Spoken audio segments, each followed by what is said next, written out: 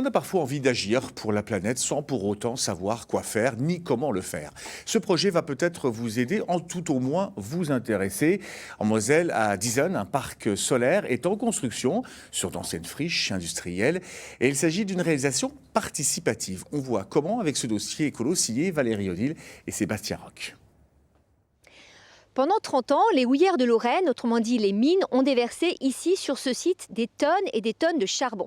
Autrement dit, une énergie assez polluante. Et bien dès mars 2021, c'est une énergie renouvelable, donc verte, qui sera produite ici sur ce site avec un parc de panneaux solaires. Et c'est un projet qui est ouvert à la participation des citoyens.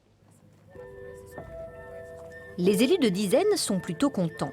Dans quelques mois, 44 000 panneaux solaires vont produire ici 18 gigawattheures, l'équivalent des besoins en électricité de 7 600 foyers hors chauffage. Une petite révolution verte dans cette commune qui a vécu grâce au charbon. J'ai connu moi personnellement un schlam, c'est-à-dire un étang si vous voulez, mais un étang de 40 hectares pratiquement, des eaux usées de lavage du charbon, et ensuite on a connu le parc à charbon. Pendant 30 années à peu près. Donc, parc à charbon avec toutes les nuisances que ça incombe, j'allais dire le bruit, la poussière, etc. Voilà.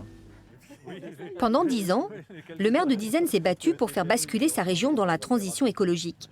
Sous son impulsion, la communauté de communes rachète en 2010 les terrains, puis confie le parc solaire à Montan Solar. Cette entreprise allemande, spécialisée dans la reconversion de friches industrielles, a déjà créé une douzaine de centrales en Allemagne. Elle connaît bien les problèmes.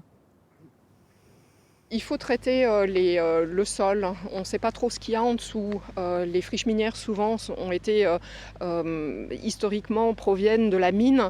Et par exemple, on entasse du matériel qu'on ne connaît pas trop. On ne connaît pas la stabilité. Donc la stabilité, c'est une question. Le sous-sol, c'est une question. L'accès, c'est une question. L'entreprise a dû aussi mettre en place des mesures de protection pour sauver des crapauds et des lézards en voie de disparition, comme ces mares de reproduction, mais ce n'est pas tout.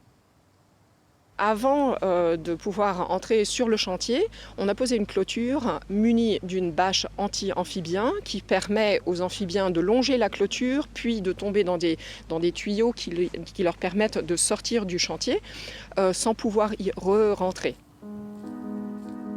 Une centrale identique fonctionne déjà depuis septembre sur l'ancien crassier de Styrin-Vindel, à 20 km de là.